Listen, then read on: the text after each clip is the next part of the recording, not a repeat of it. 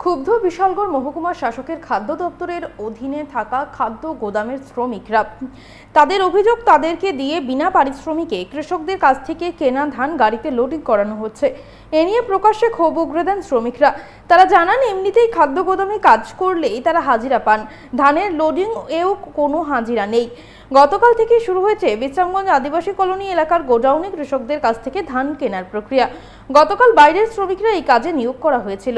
আজকে আবার হঠাৎ করে বাইরের শ্রমিকদের বাদ দিয়ে বিশালগড় এবং বিশ্রামগঞ্জ খাদ্য গোদামের অধীনে থাকা 30 জন শ্রমিককে নিয়োগ করা হয়, কিন্তু কোনো ধরনের অর্ডার দেখাতে পারেননি বিশালগড় ফুড কন্ট্রোলার নয়ন দাস। আমরা শুনবো ঠিক কি জানাচ্ছেন তারা। কি মানে কোনো অর্ডার নাই? না, আমরা কোনো অর্ডার কপি নাই। তো এই যে পরিশ্রম কোনো একটা নাই? না না, আমরা কোনো টাকা নাই। কারণ জিগান কোনো কৃষককে আমরা কোনো 10 টাকা দেয় কিনা, কোনো কৃষককে জিগান আমরা কি 10 টাকা দেয় না 7 টাকা, আমরা কোনো টাকা দেয় এক্সট্রা। তাহলে আপনারা ডাইরেক্টর থেকে আমরা কাজ হচ্ছে গোডাও নাই, আমরা এখন নাই না কাজ করে যাচ্ছে ধানে বিনা পরিশ্রমে। বিনা পরিশ্রমে। আপনারা ইগা দেন না, টাকা দেন না?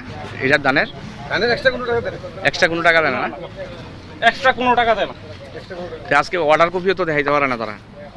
অর্ডার কপি দেখাইতে পারে না কে এখন, যাতে 7 টাকা জানে, আমরা তো আর এই ব্যাপারে বুঝতে পারি না। এটা তারা সরকারি লোক, তারা জানে। ইনস্ট্রাকশন আছে উপর থেকে, হ্যাঁ, যে মানে ওই যে আমাদের গোডাউনের শ্রমিকরা মানে গোডাউনে রেখা বেশিরভাগ বাইরের শ্রমিকরা এবারের লেগে। কেন যে মানে সরকার যেদিন থেকে ধান ক্রয় শুরু করেছে এই আপনাদের গোডাউনের শ্রমিকদের তো ইগা করেছে। অর্ডার আছে অলরেডি। তো এবার কালকে তাদেরকে নিয়োগ করা হলো, আজকে আবার বিহারিদের বাদ দিয়ে তাদেরকে আনা হচ্ছে। আপনাদের অর্ডার কোথায়?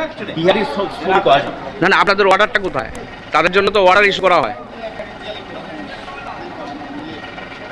আপনারা অর্ডার ইস্যু করেছেন, আজকে যে তারা ধানটা মানে লোডিং আনলোডিং করছে।